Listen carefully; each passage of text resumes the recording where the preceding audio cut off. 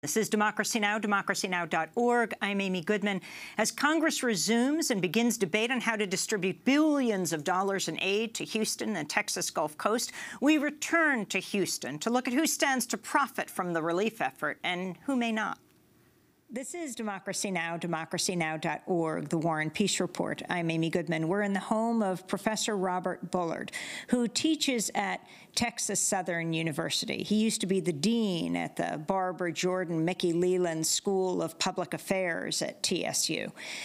Yes, considered the father of environmental justice, deals with the issue of environmental racism, and that's what we're going to be talking about today in the aftermath of this hurricane-turned-storm Harvey, who it's affected the most, whose communities will be rebuilt.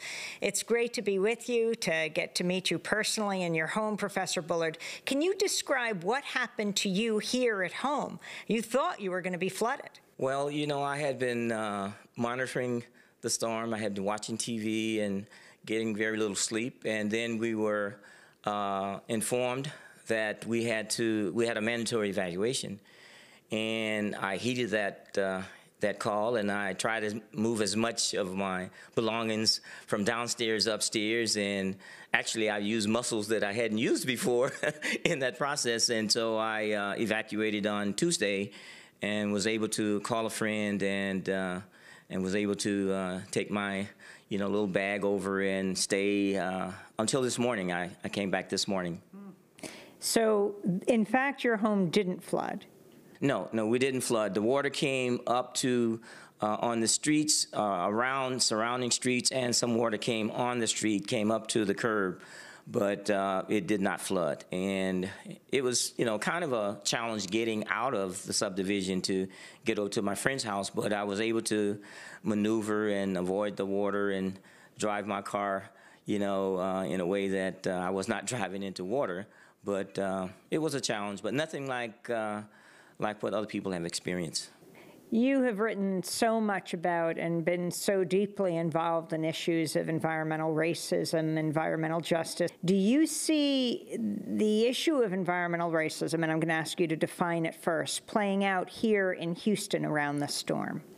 Well, I think when we look at the color of vulnerability and we look at which communities are actually at greatest risk from disasters and floods like this, historically it's been low-income communities and communities of color, communities that live in low-lying areas that are very prone to flooding, and it's very difficult to get insurance, not just flood insurance, but regular insurance because of redlining. So what Harvey has done is to expose those inequalities that existed before the storm. And, as disasters like this widen and exacerbate inequality.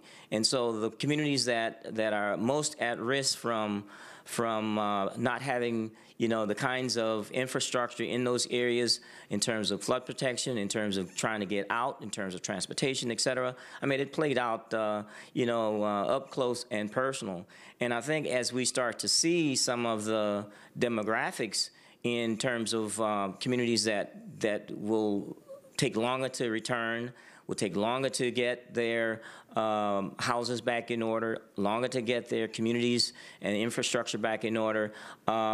This is not rocket science. And those communities and individuals, households that don't have that cushion to ward off that kind of disruption, it's always much more difficult for them to return. And I don't see this any different in Houston, and what we have to do is guard against building and rebuilding on that inequity.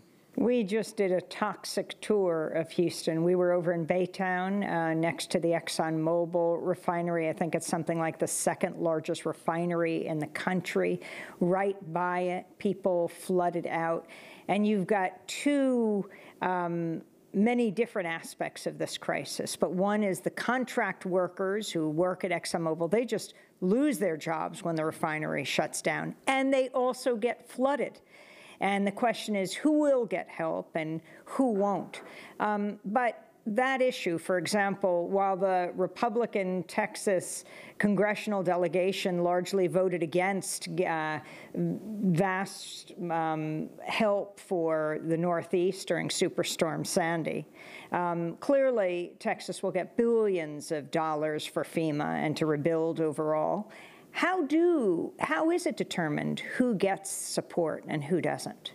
Well, you know, the way it works is those individuals in those communities, those families and households that have the resources and the wherewithal to maneuver through this maze of bureaucracies of filing information online and getting access to the different organizations that can assist and support getting, you know, the FEMA grants and the SBA loans and all those things. It's not rocket science, but it's not easy to do that. And if you have individuals who are used to getting online and getting access to information and processing that, they have a head start. You know, there are lots of households right now that are actually hiring contractors that have already gutted their houses and that have already, you know, signed individuals on to fix up and remodel and bring their houses and back to life. And it's not any mystery as to which communities that will somehow be the last to do that. And these are the same communities that didn't have access to loans in terms of neighborhoods loans because of redlining. And what we have to guard against is this rebuilding redlining that somehow allows more affluent communities to access the system, get their communities back in order, and those who are left behind, somehow those areas will be the last to come back. So it has to be an equitable recovery, equitable development, and to make sure that those families that somehow may, you know, who's to say that one community should be built or rebuilt, not be rebuilt? And those are policy decisions, and if money is not invested in those areas, and if infrastructure is not invested in those areas, and many of the areas in many of the communities in Houston do not have the infrastructure to protect them from man-made disasters in terms of the flooding, the lack of infrastructure in terms of the protection. You know, a lot of our neighborhoods just have open drainage ditches, gullies, and just very minimum kinds of protection. And so it floods, you know, routinely. And so we're talking about this, you know, biblical flood. And so you can see how not only will they get washed out in terms of their homes, they'll get washed out in terms of their income. This is the 30th anniversary of the publication of your book, Invisible Houston, The Black Experience in Boom and Bust. Talk about Invisible Houston. In Invisible Houston that I wrote 30 years ago, there's a huge population that is still invisible. Houston's demographics, you know, a lot of people like to say we are one of the most diverse ethnically and racially cities in the country. We're the 4th largest city in the country. We are racially and ethnically diverse, but when it comes to economics and when it comes to power and decision-making, it stops. And so when we talk about this whole question of how invisible, how can we make invisible communities visible? Those communities that have been inundated before the storm by pollution, environmental degradation, living on the fence line with very dangerous kinds of facilities. And when a storm like this happens, it exposes those vulnerabilities. And you have all of this pollution, you know, all of this, you know, oil and chemical plants and that kind of pollution that's now exposed in the water. And when the water recedes, it's going to leave residue. It's going to leave all kinds of stuff that on the school grounds, on the playgrounds, and on people's yards. And so how we're going to deal with those sediments that's left, and we need testing done. We have to make sure it is safe. All the mold, we learned from Katrina that people want to get back in their homes, and that in some cases they're rushing to get back without the proper protection. And with the mold in those homes and people getting sick, we have to make sure that we provide equal protection and equal access to resources to make sure that we do it right. How do you do that? Well, it means that we have to have strong community-based organizations on the ground with the capacity to assist and support families and households that can get things right, that can pressure and apply the points of saying, well, we need to make sure that just because you don't have a car, just because you don't have, a big bank account, doesn't mean that you should not be safe, that your community should not come back, and that you should not have the same level of protection, the same level of importance as if you were a middle-class white neighborhood. That's what we have to ensure. Houston is very segregated along racial and economic lines, and this flood has really shown that. If you look at zip code, you can map where that vulnerability is. You can also map how resources have been allocated and distributed over the last 50 years. And so what we have to do is we have to map the resources that come to this region, come to this area, and we can show and we can actually fight for to make sure that the resources that flow do not somehow flow in a way that somehow leaves those invisible communities. And in this case, I wrote Invisible Houston in '87. Invisible Houston, right, when I wrote it then, was Black Houston.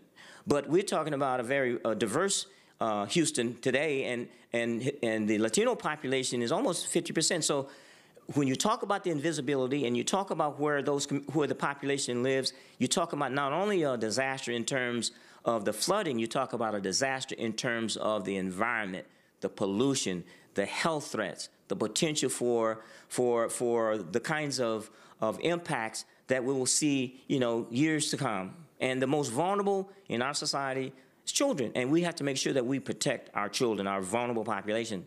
The fact that President Trump came to the area twice, but is a proud climate change denier, what does that mean to you, and how does that fit into this whole issue of climate justice in this country, really, and around the world?